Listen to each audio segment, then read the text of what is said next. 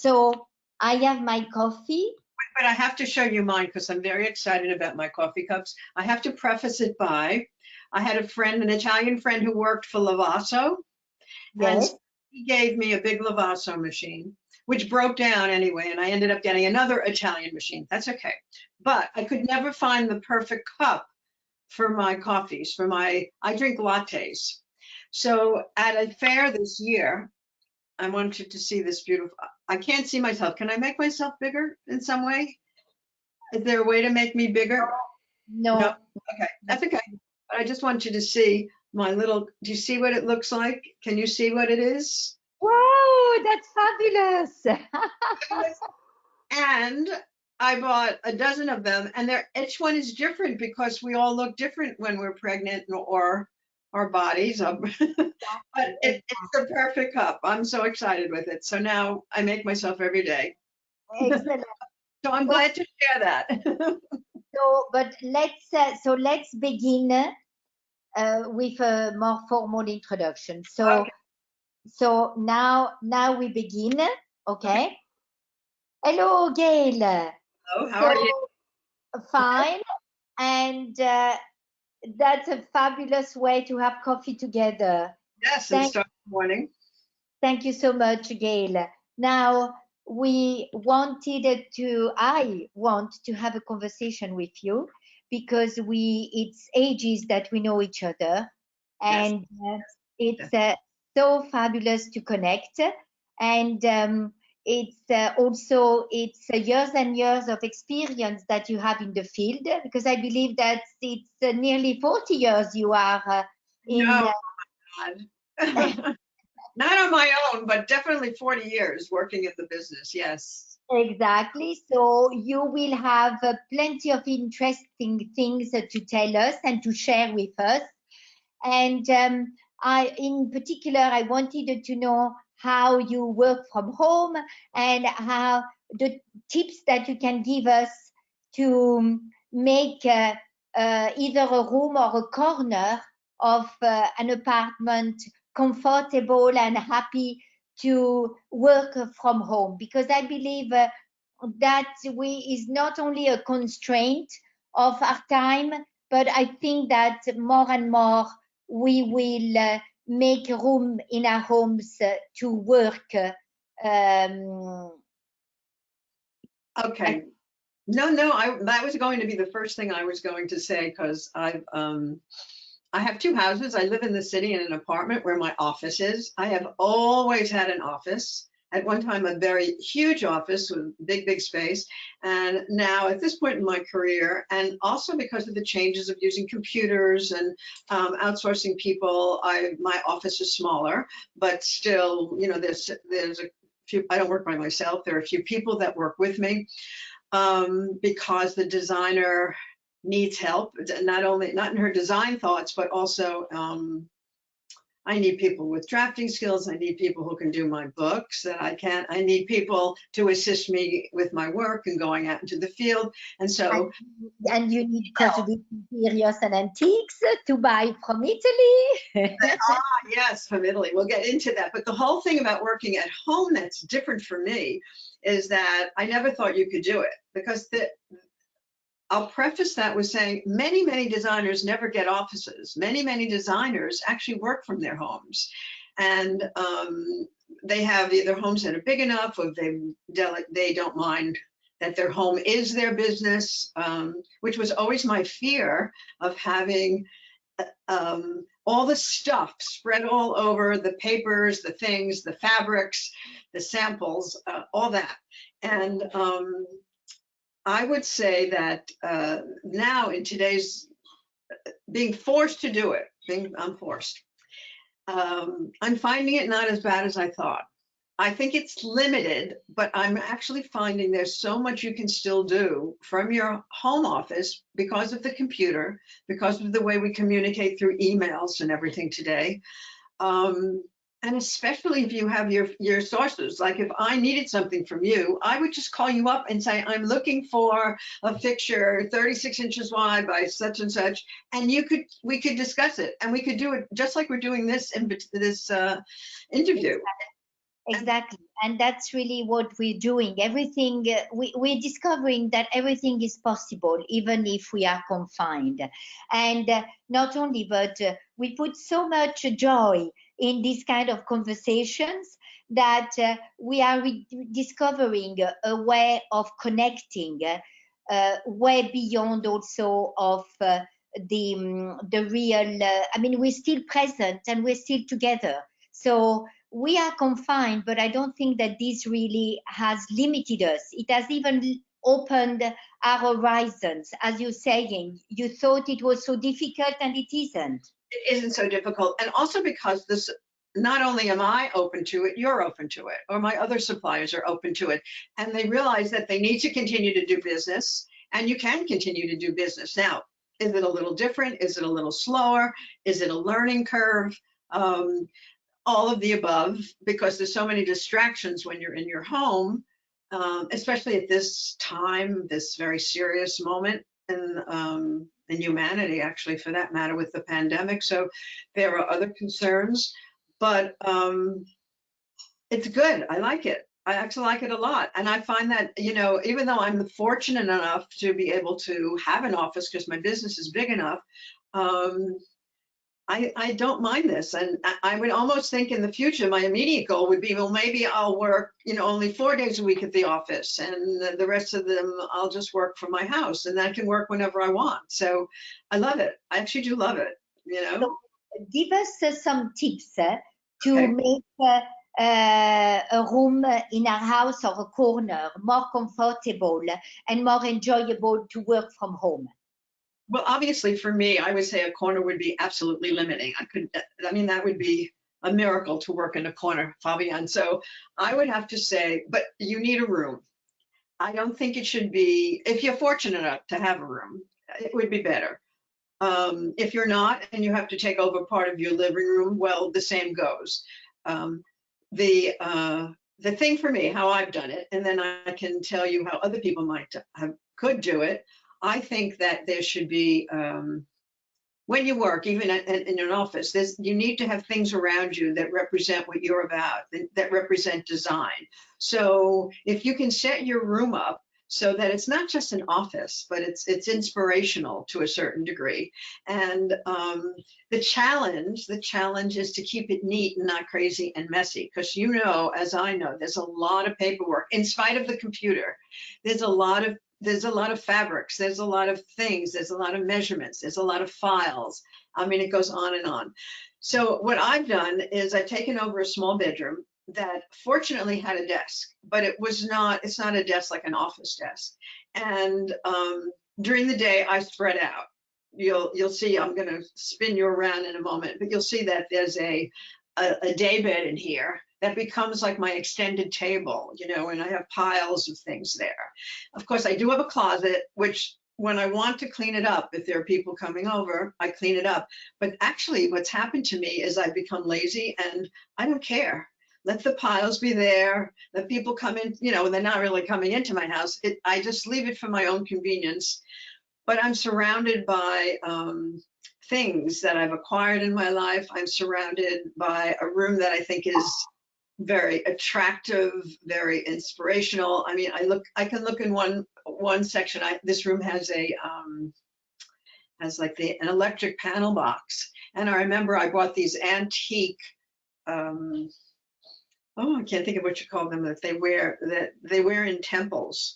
It's like they're like very narrow panel. I'm not going to say they're shawls, but they're a series of antique panels that I bought, and I hung them, and they hang there. And every time I look there, I remember, oh, you know where I was when I bought that? I was traveling in such and such a place, and so there's memories here. There's thoughts of making me feel good about my creativity that I'm in this room. It's like I said to you once before, it's like a WOMB, a womb, my design womb, not my room. And I love it. I'm not unhappy here. Actually, my husband often knocks on the door and says, you have to get out, you have to get fresh air, you must leave. That's a negative to working in your house. You could get stuck in your room forever, Yes, ever, exactly. and ever. It becomes too comfortable. And No one bothers you. You do what you want, you know. But what would you say? So some decorative accessories that help you remember either your creativity or your travels. But would there be one item that can bring something special to the room and that will always be something positive and functional? Well, I'm going to show you something. Now, this does not live with me every day, all right? But it's the idea that it's something I love very dearly, and it has a great story behind it. And I got Italy, which you know very well, right? And I was in Puglia, traveling Yes. a town, I think it's Grottaglia, I think that's how you say it. And they have what they call fasano, which is ceramica. And Ceramics quite well known because right. it has a very long tradition. Yes. And I felt, oops, did I lose you? No, no, I'm here. Oh, I don't see you anymore. Hold on. You have gone away. Oops. I can see you. There's no problem. I can hear you and I can see you. Okay, you're back. It just went away for a second. Okay, so I was traveling in Italy, as I said, and I fell in love with this item. Now I'm going to turn my computer ever so slowly. So you maybe, I don't know if you can see him. I'm gonna Yes, have, okay. yes, You see him? yes. Well, and usually this is a lamp, Well, right? if I go higher, see that they make them today, so you Yes. can turn it into a lamp. Many years ago, this was started, it's called a pupe, or when you have many of them, pupa. Pupa con I baffi, or mustache, right? Is that how Yes, you say it in Italian? baffi, exactly, pupa coi baffi, which is like a doll with mustache. But of course, you'll also notice that my fabulous doll has breasts and is dressed like a woman. And it goes back to, these originally started in Italy by a winemaker who was, he was getting married, and there was something called, I wrote it down so I wouldn't forget for you, the rite of the first night. Okay, the rite of the first night. And Yes, it meant yes, that the prince was to sleep with the woman that you were to marry, and the winemaker was very upset. And so he made what they call amphoras. Is that what they call amphoras? Wine decant, where you put wine in. So he made, that was his business. That's which he did after. He went to the prince dressed up like a woman, but he forgot to take his mustache off, and that's the story. And the prince, of course, laughed, and yada da da da. And fast forward, these type of ceramics became very, very popular in Puglia, and they yes. became known for them. And they were originally wine decanters, but now we use them as lamps. I haven't converted him yet, but I think I just love the humor. I love the story behind it. I love that this is a modern version one. You know, they've recreated Yes, it over the yes, yes, centuries. And yes. it's just, so for me, this is design at its best, that you can discover something always when you're traveling, and when you're and things that you can bring to your clients. There are other pieces I bought for my clients. Although the next time I would never ever do it myself again. You will have to do this for me, because importing from Italy is, or any other place, is horrible and time consuming and stressful, and you have to go through Homeland Security and yada yada. So next time you have Yes. to help me out, okay? We did that already, because for us it's we import constantly, so it's easy for us. But I'm very happy that you showed us that object, and the Fasano ceramics is so well known in Italy.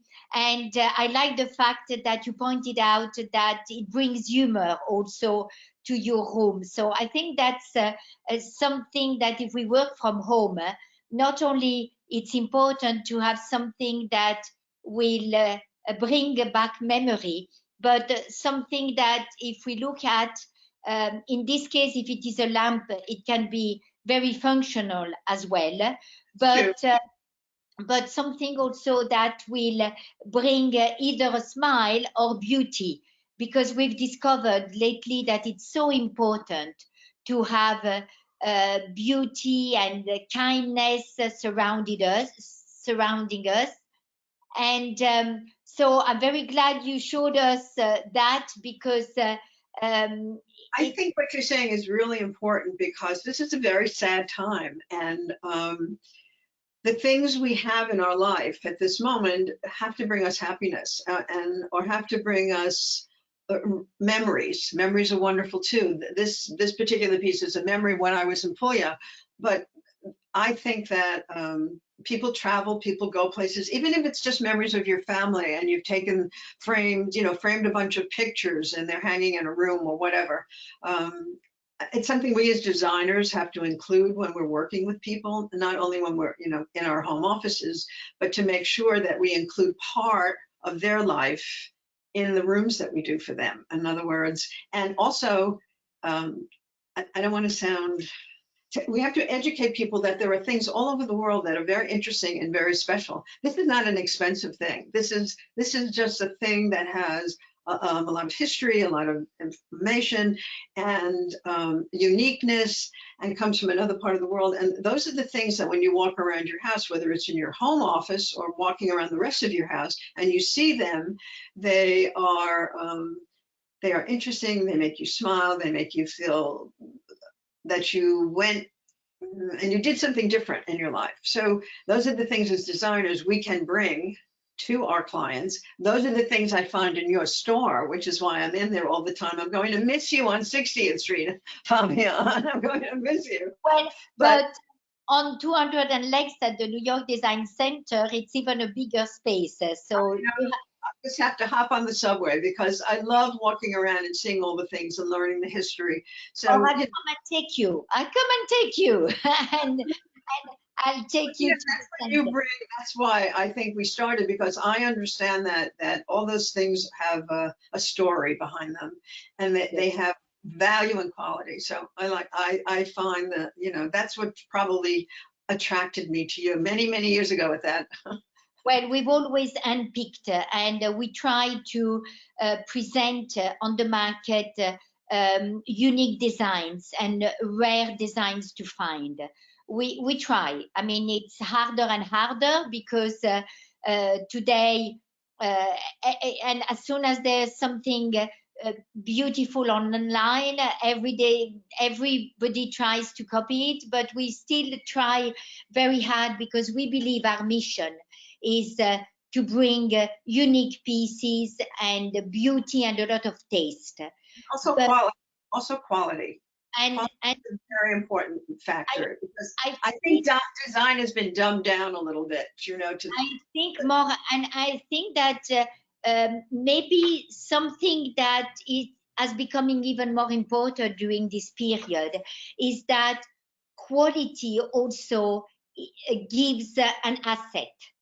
So quality brings you down to the earth because you know that you can rely on it. And I believe that even if it means that you have to invest a little bit more, but I believe that quality is here to last.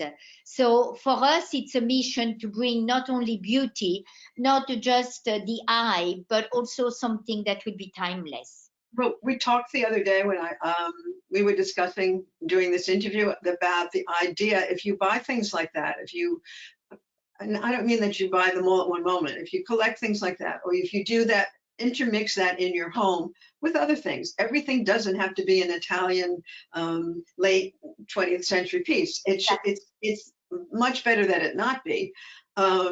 But what happens, it stays with you for a while. So the client that we did their apartment on the Upper East Side, we did some pieces in their apartment. Now they just moved it to their new home and everything looks just as beautiful. I mean, even they were so amazed that, oh my God, those look great. Oh my God, that fits. So, and they're unique, they're beautiful, they're quality, they have history to them.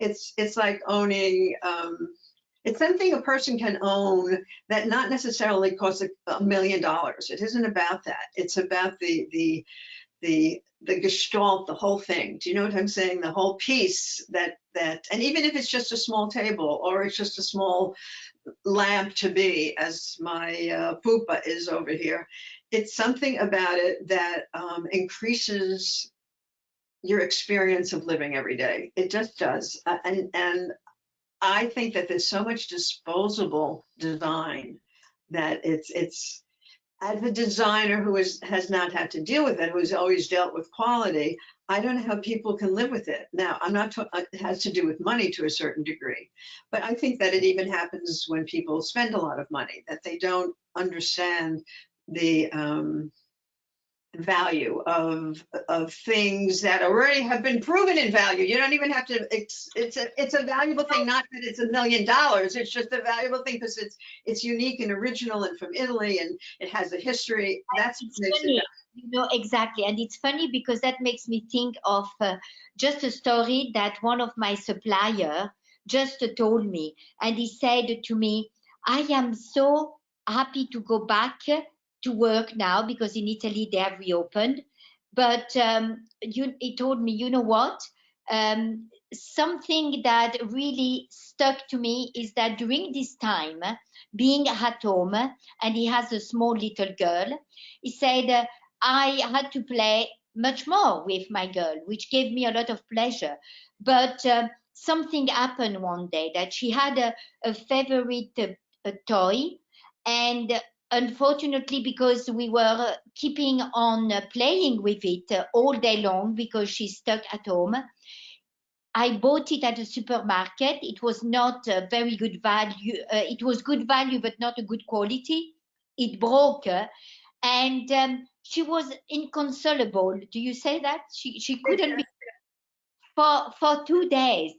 And he said, I'll never buy something of poor quality again. And not only, but this gave me so much motivation to go back to work with my Murano glass because I know that it is top quality and I'll never allow myself to do something not of the highest quality because this story and the sorrow of my little girl stuck so much in my mind that I said, I don't care if I have to spend more time, to spend more, but the quality is so essential that I will never forget that. So that's funny that you said.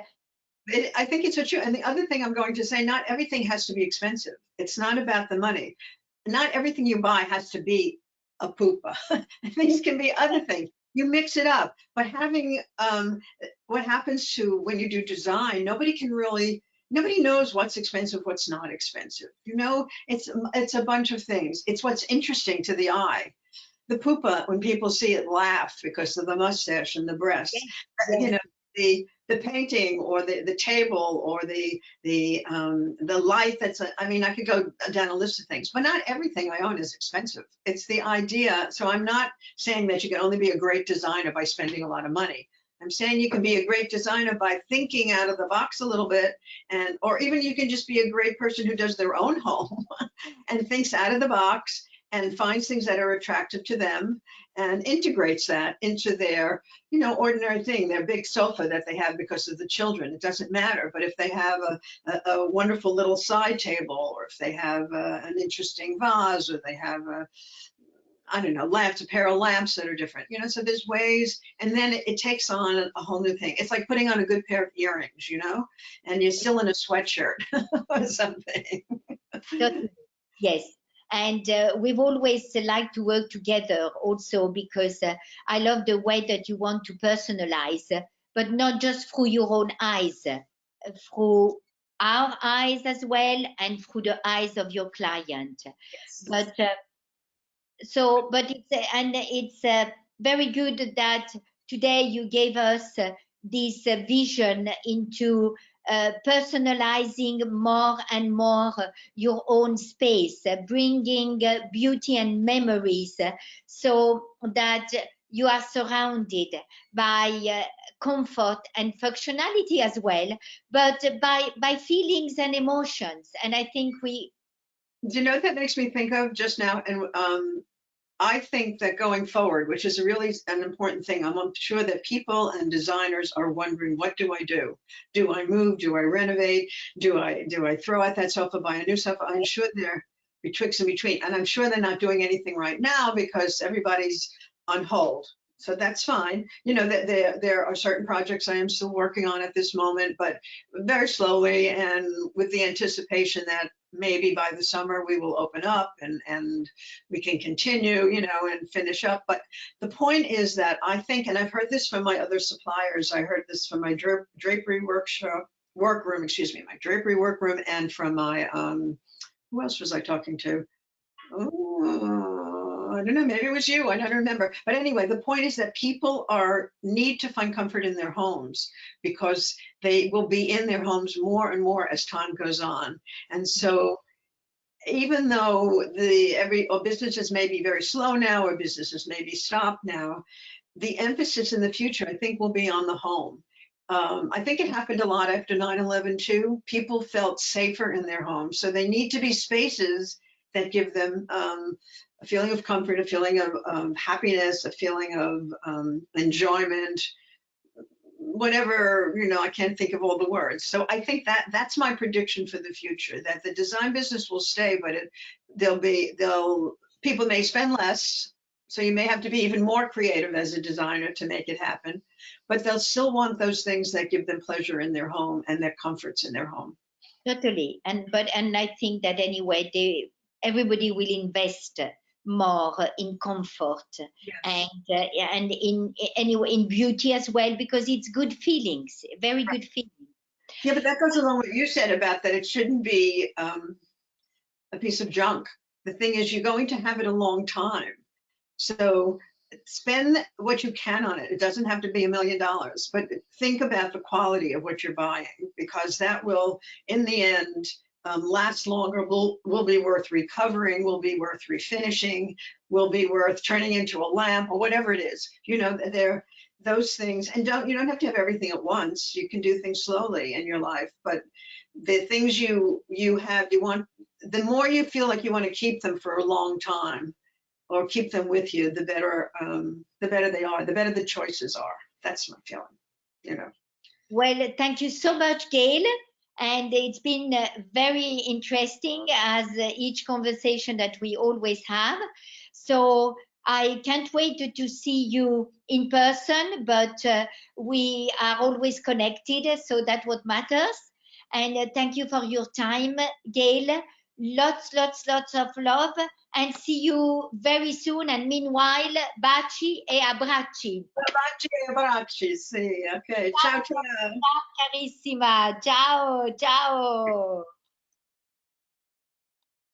This conference will now be